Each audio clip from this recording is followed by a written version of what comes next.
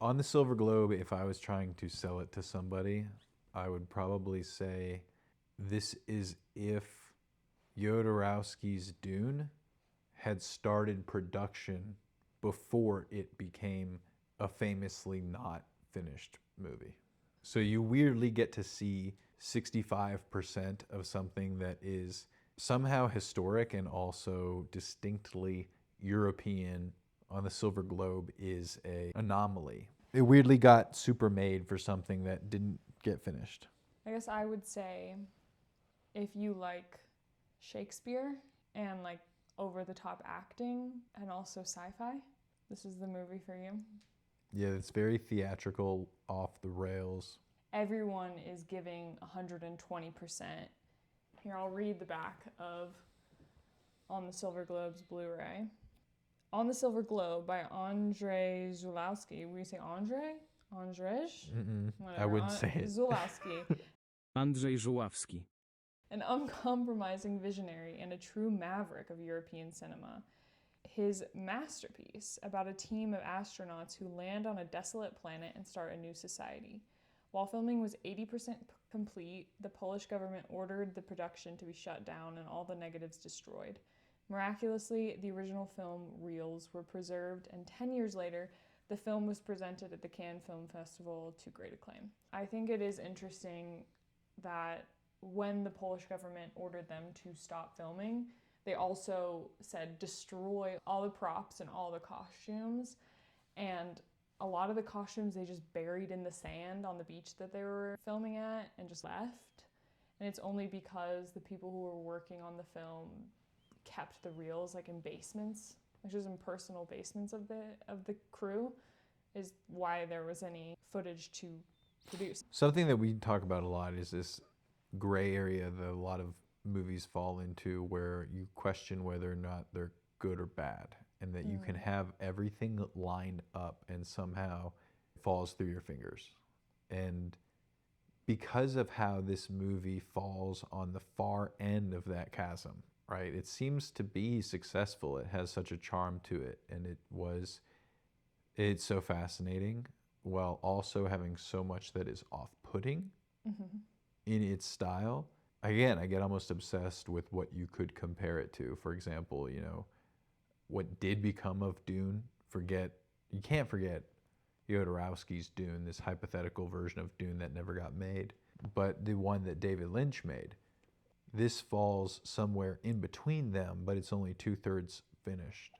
That dwarfs many of the elements of its actual production design and its performances. That's just so fascinating. But when you do talk about, people put the reels in their basements, etc., it really makes me think of like, wow, in the 70s, there was somehow this mixture of state-funded, crumbling nation movies, globetrotting somehow, where it was also a tight-knit crew that could disperse back to their homes with reels and hide them in their basements or whatever. The plot of the movie, which is encapsulated in Żuławski's great uncle, his 3 novels, which is the Lunar Trilogy, and the first novel is On the Silver Globe. This movie encapsulates all 3 of them, basically. The third one, not as much. The first one talks about this group of astronauts who crash land onto, in the book, it's the dark side of the moon. On the movie, distant planet. This distant planet. I mean, there's water, there's mountains, there's Earth, there's a beach, So they crash on this planet. Most of the astronauts die, but left there is 3 people, a man, a woman, and another man.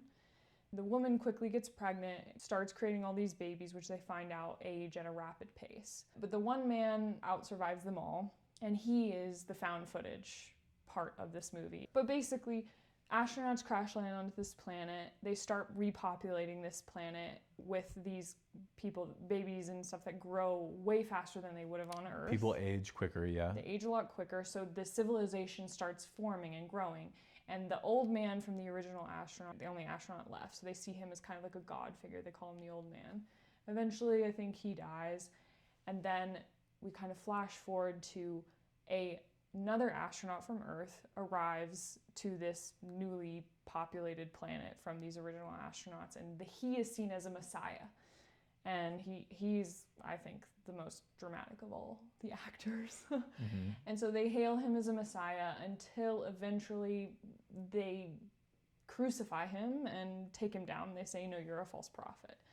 And then the third piece of it, these other astronauts receiving these transmissions from the helmet and trying to piece it together and trying to make sense of their place in this universe. You have bits of post-apocalyptic near-future bunker and tribal people, flashes of that, mixed with satellite sending back SOS message. And then it goes to 1970s, 1980s contemporaneous, like man on the street footage with subtitles that read, "This film has not been finished, so we will have narration and inserted B-roll footage over those parts of the film explaining what would have happened here." And then it cuts to segments of really early, what I'd have to imagine are some of the earliest found footage of astronauts. And you get to see what is, like, no doubt a low budget, but in the same way as the first Star Wars movie, which would have come out in like the same year, around the same year. It looks like that kind of spacesuit, that kind of like cockpit. Maybe not as good, but we're talking about something that came out of Poland. Overall, I think that the costuming of the natives is a bit on the nose, but I do think that the costuming of the astronauts is ahead of its time and like really well done. It wasn't like they were referencing Star Wars. It wasn't like they were referencing Dune. It was all new, and it's very intricate and strange. Well, you say some of the production design was ahead of its time, but I think that even the native tribal aesthetic that they were aiming for would look at home in an early 2000 teens video game. I think something like Borderlands, or I don't know. They had these kind of headdresses and this retro future post-apocalyptic thing that now has been really explored. But this was the 70s, so I think that was really ahead of its time too. It was more on the nose, but what we're looking at is this grandson, great grandnephew or whatever, adapting 3 novels, 2.5 of his family's novels, into what is really a pretty tight movie for what it ended up being. Although you notice immediately, so this isn't a spoiler, but it goes through exhaustive dialogue exchanges. I mean, there's this trope of movies being sophomoric, taking advantage of budget, being indulgent in your sophomoric film. I think that this movie, if anything, is of course extremely indulgent in its performances, in its dialogue. That's what you would say is the Shakespearean part, right. Is they just come through and go, we're gonna wax on philosophically about the nature of aging, what it means to be launched into space. And I'm paraphrasing. You can find out these details for yourself, right? Yeah, it's literally to be or not to be the entire fucking movie. You're just like, oh my God. Yeah, I think it's charming because of the time capsule of it, you know, seeing how they did it. Of course, Dune is a more Americanized, something that can be rubber stamped and churned out to all eternity. And I think mention Star Wars, that is kind of the ultimate end goal of these potentials.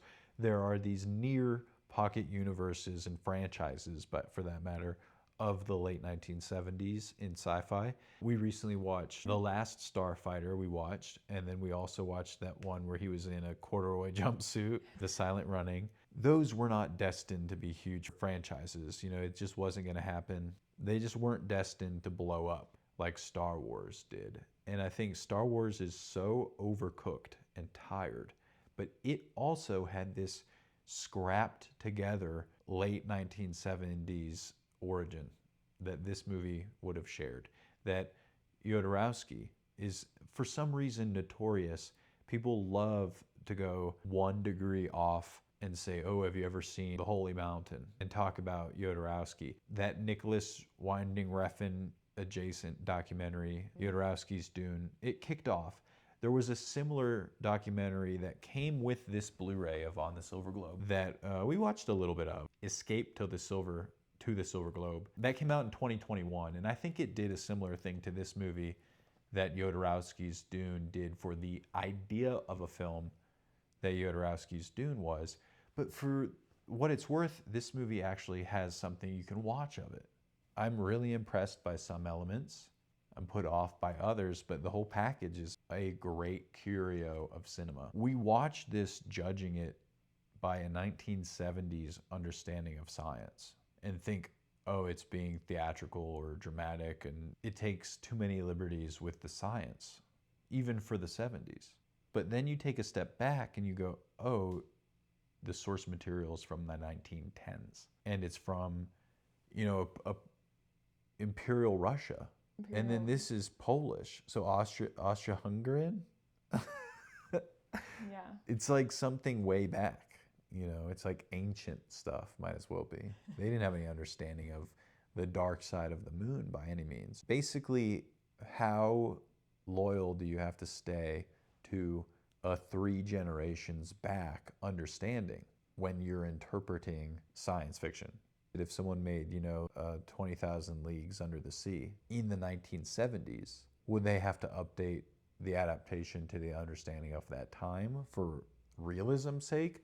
I don't think so. And where the found footage is concerned, I wonder, did they write about found footage in the book? Or was just this a clever contemporaneous, 1970s use of cameras? Because to use a camera the way that it's used handheld in this movie, I think is pretty unique. And it looked really great, but it looks at times like GoPro footage. It's crazy how they manhandle it. It's almost prophetic of them. They really do make it feel like it's a helmet being carried by people, being passed off and turned around. Really does make you always think, oh, this is being carried by a person in a way that obviously it was shot handheld.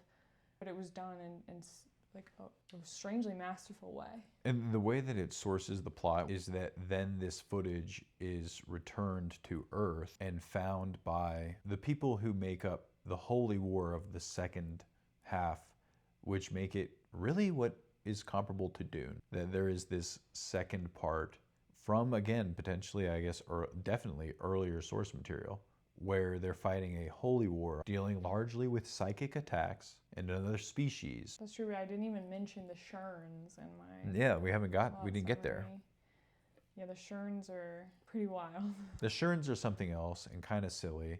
And again, something that you just have to know, well, this wasn't a film that got finished. Maybe the Sherns were why. The Sherns were interesting because it's halfway through until they're introduced. And the first mention of the Sherns is, oh, there are these scary, gross, dark, winged creatures that attack us. And you're like, wow, what's going to come of this? Because up to this point, it's just been populating the Earth and seeing this weird astronaut messiah guy, and you're like, where is this going? They're talking about these mythical adversaries, and then the Sherns show up. They are a very plague doctor-y, they have the beak kind of vibe and the strange winged persona. And like you said, they have these psychic attacks going on. Whenever the Sherns are around, there's this kind of interference type sound. And they do wage a war on the Sherns led by the astronaut messiah, which I think they kind of win. Well, it's hard to interpret. Ultimately, At the end of the day, it comes down to if you believe victory would be a violent crushing of the Shern. These creatures, which have psychic excellence, mastery, they war with the mind. And also there's some kind of erotic pleasure that it bends the mind of specifically the women of humans. They're a barbarian dynamic where the Shern come over and take your women with psychic pleasure and make you fold to them. But if you can resist, like the astronaut almost can to a degree, let's say, then you can really just destroy the Shern with ease. It seems like they were a tragically passive race to some extent. They were oxymoronic, right? They had some urge to take over, but then were very fragile. And that, I mean, maybe that's the thing to talk about, is that the society that forms from these original astronauts over, you know, we're suspecting years and years. Who knows? It's hard to say how much time Could have been passes. 5 years. Could have been 5 years because they're aging at a crazy pace. And kind of their whole thing is that they're acting. And most of their society are these actors. Half of them are, you know, warriors that are fighting the Shern, but the other half are these actors that are very colorful and who are kind of religious figures in a way. It's like, in order to process their life there, they have to constantly be acting it out. When society has no direction, and when society is trying to figure out what humanity means to the planet, they just start becoming so unbearably self-referential and just, you know, acting out things as they're happening. It's weird because it almost doesn't surprise you in the movie because everything has been so melodramatic that when these generations of people that they've produced go on to become these melodramatic actors, it almost doesn't feel different from the original people. There was a lot of sped up inbreeding in an environment where they would, for example, play a game, a family game of now act like this, now act like this, which might have been to some extent healthy to teach mindfulness with a child of lone survivor, you know, ends up rippling out to be this like, religion where they are only communicating by grossly over-exaggerating their emotions. Yeah, the noise floor of their emotions is heightened. A brief little history of Żuławski, because I think it's interesting. Żuławski's most famous film is 1981's Possession, starring Sam Neill, which you could see referenced in Massive Attack music videos, for example, and it's on everyone's Letterboxd top 4, if they're cool. But Possession, he made right after this film was canceled, and I think we see in Possession his directing of actors style, but where he was like, okay, let's tone it down. Let's have it start at a relatively normal level, and then as the drama of the horror ramps up, then we'll go to this melodramatic place. And I think he did kind of refine his directing of actors in that movie. Żuławski is a Polish national. He grew up there, obviously. He went and studied filmmaking in France, and he returned to make 2 horror films, The Third Part of the Night and The Devil in the early 1970s. The Devil was banned by the Polish government, and I think it was not seen for over 20 years, or 15 to 20 years, basically. It was banned and locked away in the way that they could only lock away films back in the day. I bet cool kids still saw it. Oh, surely, right? Like, there must have been some way. After having The Devil banned by the Polish government, Żuławski was like, fuck this. He returns to France and he makes That Most Important Thing, Love, and that was a French language film. And it did pretty well enough so that he was invited back to Poland by the Polish government. And they said, you have free reign to make anything you want to make, and, you know, we're funding it and everything. So he returned to Poland and decided to remake the Lunar Trilogy, which his great uncle had written and was always like a lifelong dream of his to adapt. And that filming started in 1975, was stopped and canceled in a few years. And like I said, the Polish government ordered them to burn all the props and all the costumes and the reels of film. Not everything was destroyed, thankfully. And obviously that really affected Żuławski, so he left Poland again to make his, you know, masterpiece Possession. Burning everything on the beach is quite spiteful. Yeah, like not only stop that filming, but you have to burn everything you've created. Something that we talk about a lot is this idea of retrofuturism. Some people call it now cassette futurism. I don't think this had any cassettes. No cassettes. It was not nearly as optimistic. This was like basket weaving futurism. It's interesting to see these films that are futuristic in the 70s, where they were like, oh, we have space travel, that's a given. We can go anywhere in the universe, that's a given. Mm-hmm. But once we get there, we're gonna just regress to hunter-gatherer type vibes. There was no in-between. Whereas I think like something like Dune, they have this crazy connected universe, and yeah, they're still autocratical. But somehow you're like, yeah, I guess that makes more sense that they would have kept those things. Whereas in this version of the future, they're flying around in space, but there's crumbling computers behind them, and everyone's dirty. Litter, for sure. Yeah. They were very big drug addicts. I would also attribute most of that to that early 20th century vibe, not the 1970s adaptation. I think that's stuff that they left probably being faithful and didn't inject on their own, I would hope. Because it is that naivety that they don't see. Yeah, like why would you send the least mentally prepared people as astronauts in a world where being an astronaut is somehow trivial enough that people can follow you and land and like do a follow-up mission, but also that you know what I mean? You're somehow stranded and regressing, yeah. Like it's emergency status still.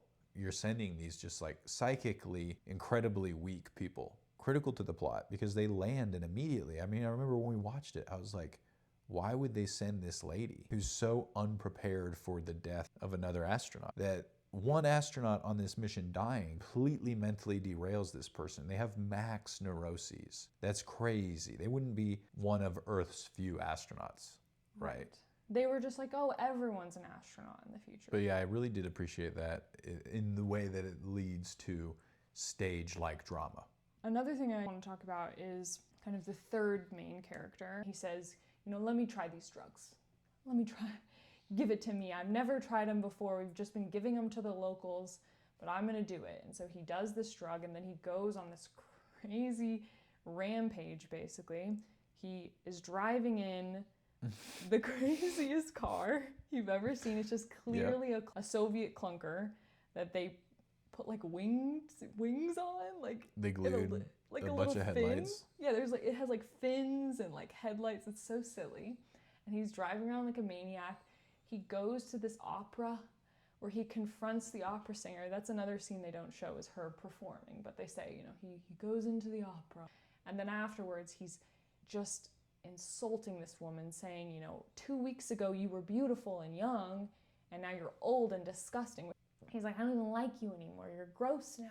Yeah, he just got sick of her right then and there. Yeah, again, I mean, there's just a lot of philosophy about what do we live our days for. Some of that stuff, yeah, who do you spend your days with? But yeah, you forget that this sci-fi movie makes room for scenes of driving cars in the desert, riding horses through snowy forests, being lost in the desert. There's a lot in here. I think that the use of footage, I think it was footage of modern day Poland, intercut in the movie with a narrator reading the script for those scenes that were unshot, is very jarring. I think it pulls you out of the film. You're trying to imagine it while watching this footage that has nothing to do with this world that he's created. It definitely jarred me. If you're gonna give a fair critique of that, yeah, for sure, you would say you could have done better. You had a decade to make those narration scenes mesh well with the rest of the film, and instead they chose to make it jarring, kind of obnoxious. The first one works, but then later they're just swinging the camera back and forth. See, I have a soft spot for the 70s or the 80s man on the street type footage. I think that is kind of interesting. But yeah, you could have had, a character from the film, their actor, narrate those parts in a way that made sense. You could have animated in the style of Monty Python's Holy Grail. I think that this film could have another life, a new release of it, where instead of those scenes, which of course that is Żuławski's choice, I think he was trying to say something with it, especially that last scene where he pans to a reflection of himself in a window. Obviously he was trying to say something with it. I don't think he would agree with this critique, but if, now that he has passed on, I believe, if someone took those scenes, animated them with the dialogue of the characters, made it look like it fit into the world to where it wasn't jarring when those scenes came on. I think that it could have a whole nother life. I think people would really gravitate towards it and maybe even like those parts of the movie even more. It might come down, though, to just the level of surface level versus to the bone. If you're going to use the good bones of Żuławski's great uncle's story, I don't think you would also reuse the meat of his production. The 2/3 that he did shoot, he should have done better to finish them. No one new should set out with them as the scaffold to make the next adaptation. And for that matter, what maybe makes this interesting is that it's a family flavor, right? It's the estate of. That is pretty curious. This whole production, the cursed nature of it, the dramatic fallings out with the government, and that's what's interesting. Turns out the actual, we went to a different planet, the generations got crazy, we had a holy war, and then the production got canceled. Like, dude, that's pretty by the book, except for your production being canceled, right? And even not so. There's another one like that. It's Jodorowsky's Dune. You can very much make a playlist ordering these movies in degrees, in order of from produced to overproduced to not produced at all, basically. And I don't know why HBO or anybody, because that's the best faith version you could give it, is say, let's get an HBO miniseries made out of this. And why would they bother with that? They're doing a Dune prequel. Oh yeah, they have all the IP they can. It's the same thing. Yeah, I mean, I've heard talk about this film, people saying it should be remade, and I very much disagree. I think it being remade would just sanitize it. But if by remaking it you mean taking those scenes that weren't shot and animating them to make it flow better as a film, or even recutting the footage into a miniseries, sure, that could be really interesting. It'd be a fun fan edit thing to do, but I think anyone else should do their own. Just do your own thing. Yeah. Don't worry about this anymore. Yeah. Let it be something that rests in peace. We've been watching, you brought down here a collection of Blu-ray that we've watched or are meaning to watch in relation to these movies. And part of this was Severin, which is a Blu-ray distribution company, put out a couple of box sets, All the Haunts Be Ours. And these All the Haunts Be Ours box sets have, international folk horror. And we got to a point in this box set where we get to Poland and we realize, a lot of the movies from Poland, as we branch out to, because we don't just watch the ones from this box set, we would then go, oh, I like those Polish movies. Who else is a Polish filmmaker? Let's get 2 more of their movies and try them out. We came to find that a lot of the Polish movies were people arriving or departing from a recently abandoned imperial manor house. That seemed to be the formula. And sometimes pragmatically, you can go, well, what do you have as a filmmaker at your disposal? You have government money, and the government will give you kind of access to these state houses, which is unique. Some of these houses were in varying degrees of crumbling. So you would get, for sci-fi, post-apocalyptic, more crumbled and abandoned. And again, what empire was it? The Prussians, Austro-Hungarian, are those the same thing?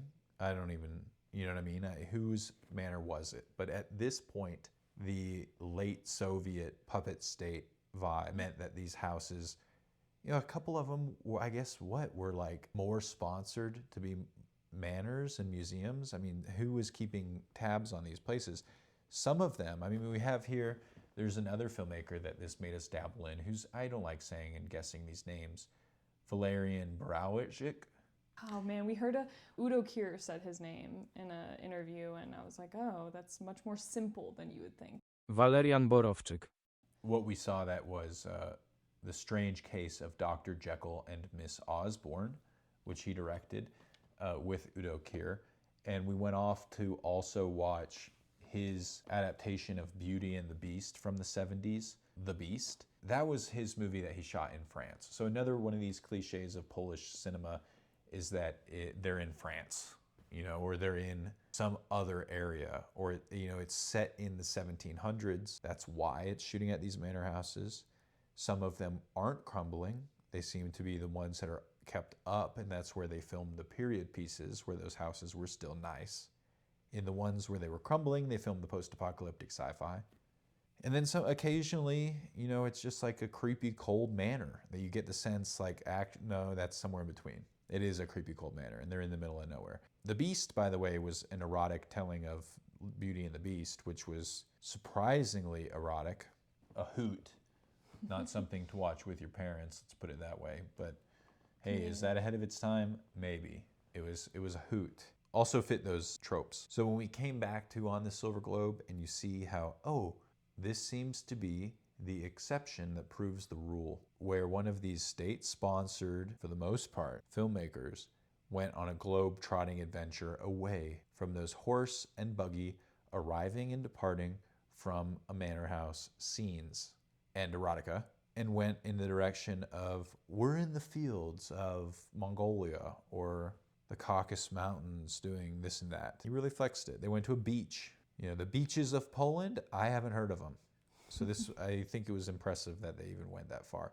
If you liked this movie, what should you watch? Well, the craziest thing about talking about movies is you're not really trying to talk about the actual substance of the movie, but you're trying to play this whole degrees of separation. And I love that. On the Silver Globe is the second degree of separation, right? It's 2 layers deep from the start, because Possession is no doubt the Żuławski movie that most people will have seen and want to see. It's fantastic. Possession with Sam Neill, people will love, love, love Possession. And they probably know that because it's only one level more obscure than any horror film. It's on that second tier of the iceberg. On the Silver Globe is 1 degree deeper. On the Silver Globe convinced me to go off on this whole Braunschweig. I cannot say his name, I'm sorry, I didn't even look and try. It went on that tangent, and we found that Dr. Jekyll and Miss Osborne and The Beast, both of which are fun, well restored, interesting. I think if you're looking to go deeper, that's the direction I would go. And what do you think about the Blu-ray production of it? We have this Blu-ray from Eureka. Yeah, dude, true. So what ended up happening was Eureka, which I believe is a British distribution company of Blu-rays, has their Masters of Cinema series. And they did a 2-disc, it's kind of hard to explain because it's 3 movies, but it's 2 Blu-rays. And it was in 1 box set. But now you couldn't get the box set anymore, and I had to get the 2 separate Blu-rays. It was a whole thing. And they did a really good job. They put it alongside, but on a separate disc, to the 2021 documentary about the making of the film, which, if you're more interested, that's a great source of information. Escape to the Silver Globe. And then it just looked fantastic. Like I said, it kind of blew me away. The scenes that were like found footage, but looked like really better than GoPro because it was shot on film, but it might as well have been a GoPro at some of those points. Great restoration on the Blu-ray. I'm surprised that they had such good looking equipment.